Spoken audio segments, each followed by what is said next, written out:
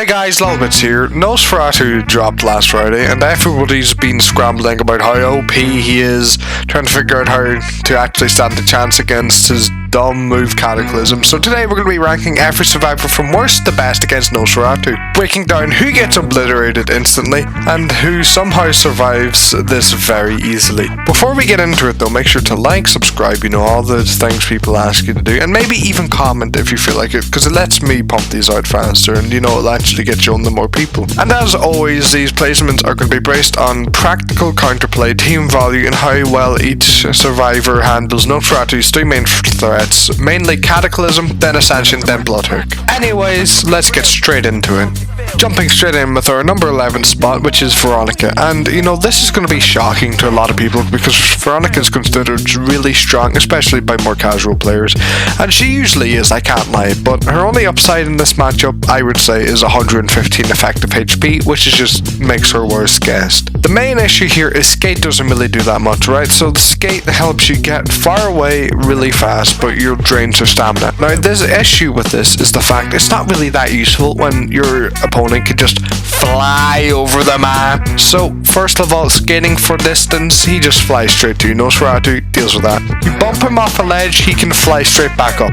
You wall fly away, he chases you by flying. She basically just becomes a survivor with slightly more HP, and not really that many ways to deny his pressure. It's like flat out worse than basically anyone else you can pick.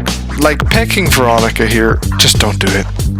For number 10, we have Guess 1237, which is, to be clear, he's definitely better than Veeronica, but he still struggles in many main ways. Sure, you can drag block, but if you block Bloodhook, for example, it has no real value. You still get pulled in, you don't take damage, but you start chase next to him. Why would you waste block on that? No value, no safety. Cataclysm is the main problem though. Guess has nothing to deal with it.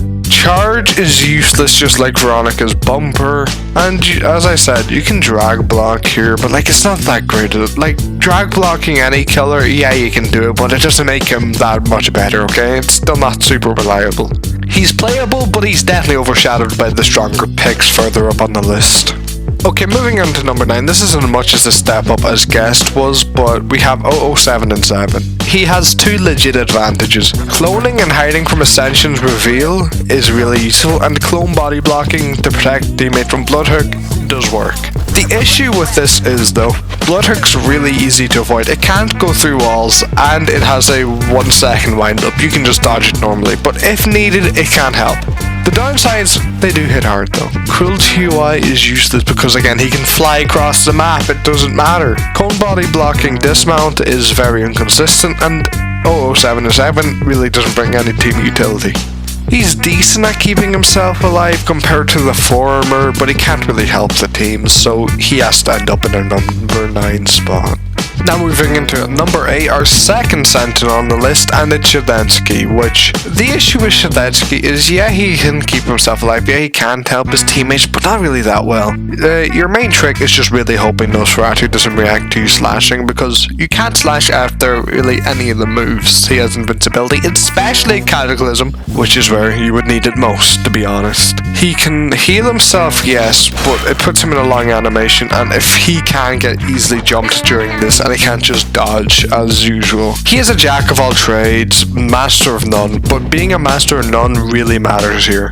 Moving into number 7, we have our first support, Taph, which they get easily countered, but they still land in mid tier because utility is utility. Nosferatu can destroy tripwires and trip mines with Cataclysm, and he can fly over them if poorly placed, but there's a few things.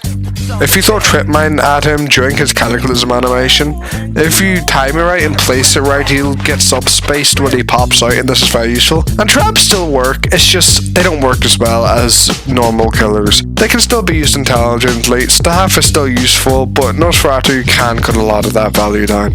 Our second support back to back, we have number 6, Builderman. Builderman has Taph's problems, but with slightly better tools. Sentry still gets really destroyed by Cataclysm. I don't think you can destroy it in one hit, but you can Cataclysm and then single M1 it, and you can just fly over it.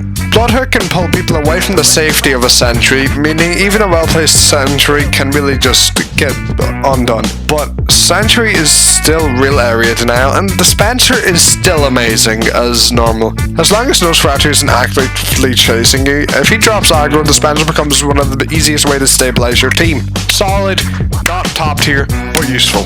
Number 5 was actually meant to be lower, which is number 5 pick, Noob. With testing, I actually changed my opinion on this.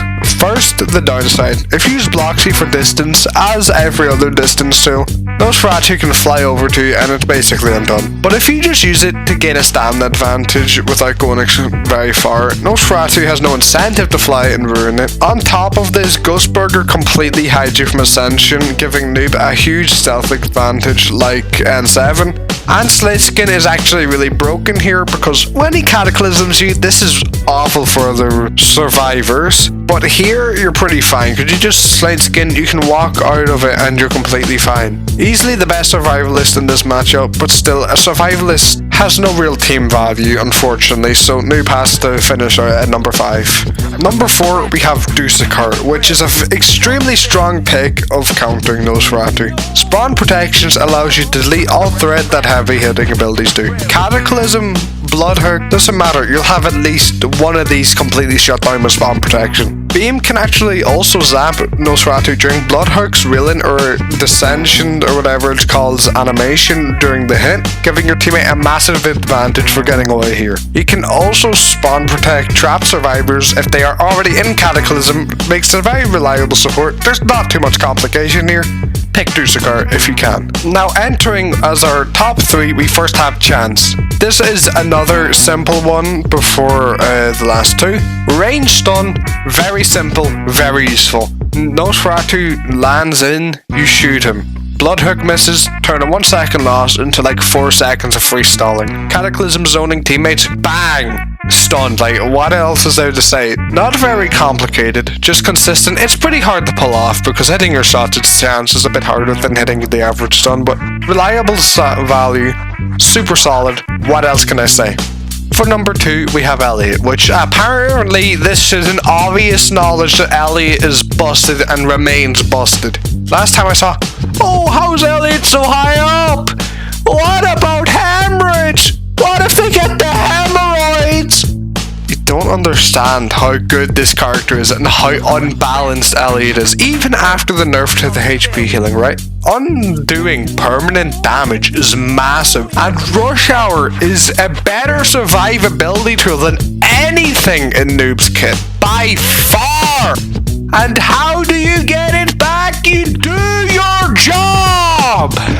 Okay, so I know I just spent a lot of time yapping, but Elliot, right? What do you do here? Your teammate gets bloodhooked, mid-bloodhook, you throw pizza, and that turns from a 40 damage move to, that's an M1. They're in Cataclysm, you can at least keep them alive by throwing a pizza in. Even if they're encircled, you just throw, oh, pizza in, healed. Oh, if they get hit by the back grab, pizza, that's an M1. Do you understand how broken this character is? It's insane. Elliot had to be banned against F-Roam besides Sixer because of the aforementioned hemorrhage. It's so... Elliot's number 2.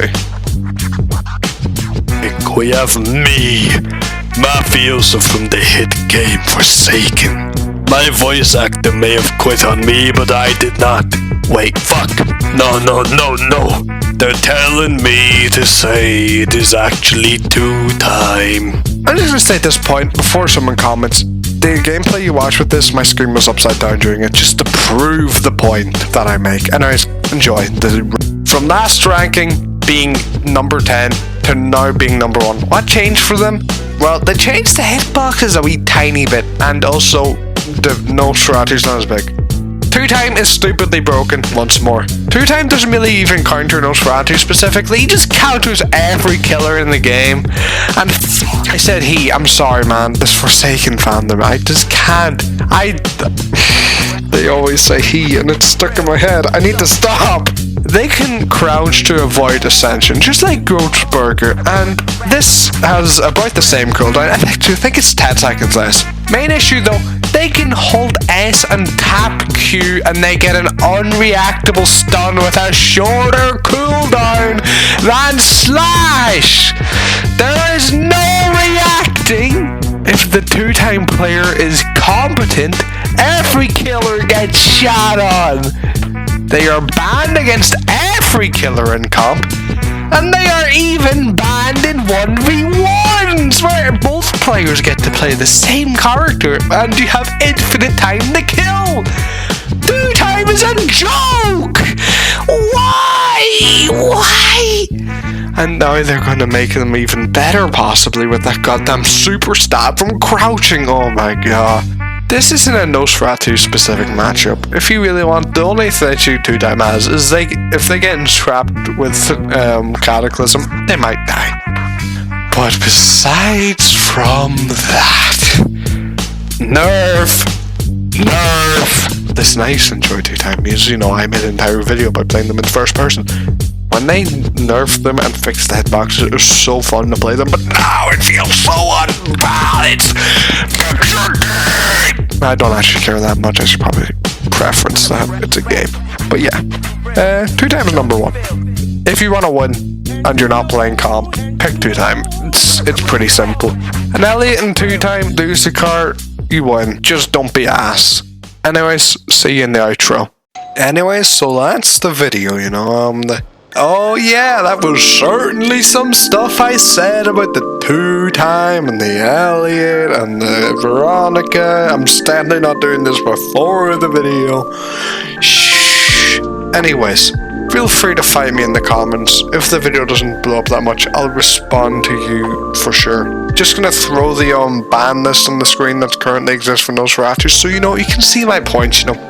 You can see that, yeah, some of these are weird. Like, yes, they banned all Sentinels for a reason. Listen.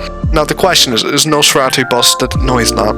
Yeah, I'm sorry, no, he's not. Nosferatu has one really good move, Cataclysm, and besides from that, Bloodhook is worse entanglement, longer cooldown, can't go through walls, longer wind up, you need to win a minigame to get your hit.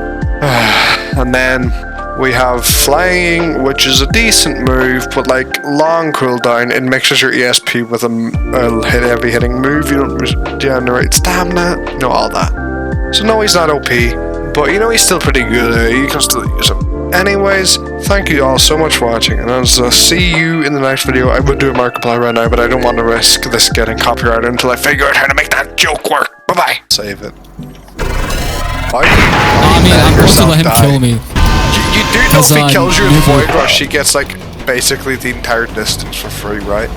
Oh.